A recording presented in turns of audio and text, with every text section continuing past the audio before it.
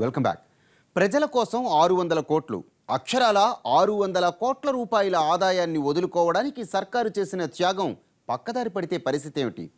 ఎన్ని దారుల్లో అడుగులు వేసినా కొత్త దారుల్లో కోట్లు వెనకేసుకునే శాండ్ మాఫియా ఏం చేయబోతోంది? అసలు ఈ ఫ్రీ పక్కదారి పట్టకుండా ఉన్న మార్గం ఏమిటి?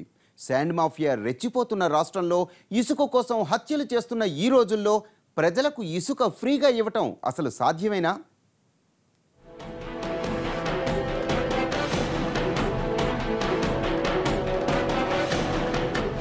ఇసుక ఫ్రీగా ఇవ్వాలని నిర్ణయం తీసుకుని సరే, కానీ దాన్ని ఎలా అమలు చేస్తారన్నదే ఇప్పుడు పెద్ద ప్రశ్న. ఇల్లు కట్టుకోవాలనుకునే సామాన్యుడు నేరుగా రీచ్కి వెళ్ళి ఇసుక తెచ్చుకోలేడు, మార్కెట్లో కొనుక్కోవాల్సిందే.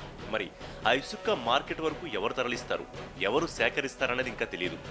రవాణాకు ఎంత ఛార్జ్ చేస్తారు, తీసుకునే వారికి అనుమతులు ఎలా ఇస్తారు, ఎవరు ఎందుకు తవ్వుతున్నారో ఎలా తెలుసుకుంటారు, పెద్ద పెద్ద భవనాలు కట్టే ప్రైవేటు బిల్డర్లకు ఫ్రీగానే ఇస్తారా, ఇసుక తవ్వకాల మీద ఎలాంటి నిఘా ఉంటుంది, ఇలా ఎన్నో ప్రశ్నలు వినిపిస్తున్నాయి.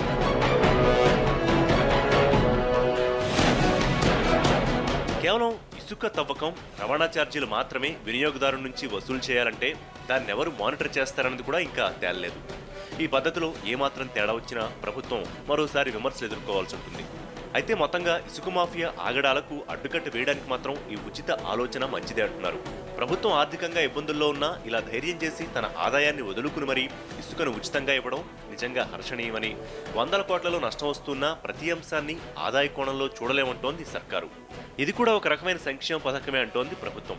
ఇసుక ధరలు పెరిగినాయి అనేటువంటి దాని మీద సామాన్యుడి దగ్గర నుంచి అన్ని స్థాయిల్లో ఉన్నటువంటి వాళ్ళు కూడా ఇసుక అందుబాటులో లేదు అనేటువంటి దాంట్లో ప్రజలు ఇబ్బందులు కానీ, అసౌకర్యం కానీ, ధరలు అందుబాటులో లేవనేటువంటి దాన్ని దృష్టిలో పెట్టుకొని ఎటువంటి నిబంధనలు లేకుండా శాండ్ ఫ్రీగా ఇచ్చేద్దాం ఈ రాష్ట్ర ప్రజలకు అనేటువంటి దాంట్లో సూత్రప్రాయంగా ముఖ్యమంత్రి గారు ఆలోచనలను కలెక్టర్లందరితోటి వీడియో కాన్ఫరెన్స్లో ఉన్న అందరితోటి కూడా షేర్ చేసుకోవడం జరిగింది. అంటే ఇక టెండర్లు ఉండవు. ఇసుకనే ఫ్రీగా చేస్తే కన్స్ట్రక్షన్ యాక్టివిటీస్ పెరుగుతుంది, హౌసింగ్ డెవలప్మెంట్ జరుగుతుంది, దానివల్ల అందరి యొక్క ఆర్థిక అభివృద్ధి పెరుగుతుందని ఆలోచించి ఈరోజు ముఖ్యమంత్రి గారు ఇసుకని ఫ్రీగా చేస్తే ఎలా ఉంటుందనేది కలెక్టర్లందరితో డిస్కస్ చేయడం జరిగింది. దాదాపు ఇసుకని ఫ్రీ చేసేదానికి ముఖ్యమంత్రి గారు నిర్ణయం తీసుకున్నారు. అయితే ఏ విధంగా అంటే ఇసుకని ఫ్రీ చేసిన తర్వాత తోలుకోబోయేవాళ్ళు ఎవరైతే తీసుకుపోతుంటారో ఆ తీసుకుపోయేటప్పుడు ఎన్విరాన్మెంట్ ప్రాబ్లమ్స్ అవి రాకుండా చేసేదానికి అధికారులు డిస్కస్ చేయమన్నారు. 2-3 రోజుల్లో దాని మీద కూడా ఒక డెసిషన్ తీసుకుని చేయడం జరుగుతుంది. ప్రస్తుతానికి ఏపీలో ఇసుక రీచ్ల విషయంలో కానీ, ఇసుక లభ్యత విషయంలో కానీ ఎక్కడా కొరత లేదు. కృష్ణా, గోదావరి, పెన్నా, వంశధార నదులతో పాటు 30 చిన్న పెద్ద నదులు, వందలాది వాగులు ఏపీలో ఉన్నాయి. దాదాపుగా 13 జిల్లాల్లోనూ ఒక్కో జిల్లాలో తక్కువలో తక్కువ 5 లక్షల క్యూబిక్ మీటర్ల నుంచి 45 లక్షల క్యూబిక్ మీటర్ల వరకు ఇసుక లభ్యత ఉంది. రాష్ట్ర వ్యాప్తంగా ఉన్న 405 రీచ్లలో 3 కోట్ల క్యూబిక్ మీటర్ల ఇసుక లభ్యత ఉన్నట్లు అంచనా.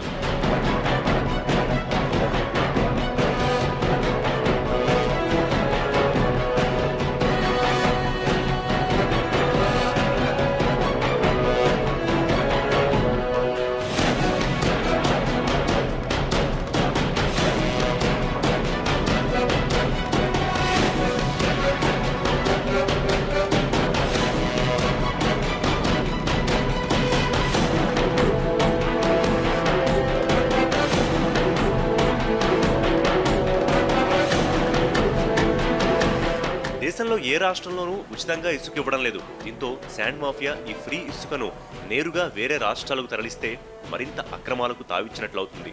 ఈ అక్రమ రవాణాకు అడ్డుకట్ట వేసే వ్యవస్థ ఏంటన్నది ఇంకా నిర్ణయించలేదు. ఈ విషయంలో కానీ ఫెయిల్ అయితే మొత్తం ఈ విధానమే అస్తవ్యస్తం అవుతుంది. ఇందుకోసం చెక్ పోస్టుల దగ్గర పటిష్ట నిఘాతో పాటు ఇసుక తవ్వకాల మీద పూర్తిస్థాయి పర్యవేక్షణ ఏర్పాటు చేసే దిశగా ప్రభుత్వం కసరత్తులు చేస్తోంది. ఇసుకని అత్యధిక డిమాండ్ ఉన్నటువంటి బెంగళూరు, చెన్నై, హైదరాబాద్లకు తరలించినట్లయితే ఈ మాఫియాకి పెద్ద ఎత్తున ఇప్పటికంటే ఎక్కువ లాభాలు మిగిలే అవకాశం ఉంది. కాబట్టి వాళ్ళ ప్రయత్నం తప్పకుండా చేస్తారు. అందువలన చెక్ పోస్టులని ఖచ్చితంగా చాలా కట్టుదిట్టమైనటువంటి ఏర్పాట్లు చేసి వాటిని ఆ నిఘాని బాగా పెంచి ఆచరణలో మరి దాన్ని సక్సెస్ఫుల్గా చేయగలిగితేనే ఇది మంచి రిజల్ట్స్ వస్తాయి. ప్రస్తుతానికి ఈ ఉచిత ఇసుకతో ప్రభుత్వ నిర్మాణాలు వేగవంతం అవుతాయి. నిర్మాణ రంగంలో యాక్టివిటీ పెరిగి కూలీలకు ఉపాధి దొరుకుతుంది. నిర్మాణ సామాగ్రి వ్యాపారం కూడా జోరందుకుని అపార్ట్మెంట్లు, ఇళ్ల నిర్మాణంలో జాప్యం తగ్గుతుందన్న అంచనాలు ఉన్నాయి. దీనికి తోడు ఇసుక ధర వల్ల బిల్డర్లు కూడా ఫ్లాట్ల ధరలు పెంచారు. కానీ ఫ్రీ ఇసుక వల్ల అవి కూడా తగ్గే అవకాశం ఉంటుందని ఈ విధానంపై సానుకూల దృక్పథంతో ఉంది.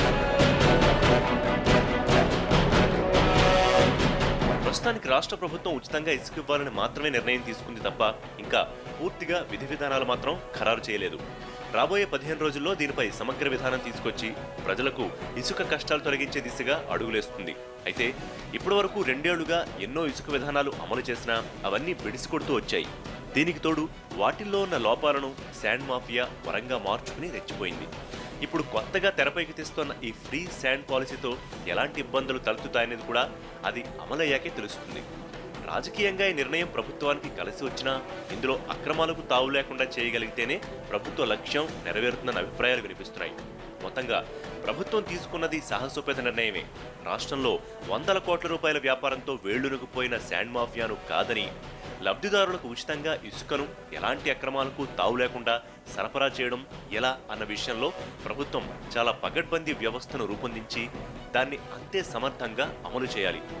లేకపోతే ఈ విధానం కూడా విఫలమై అబాసుపాలయ్యే ప్రమాదం ఉంది.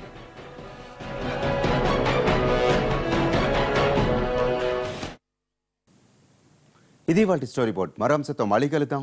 నమస్తే.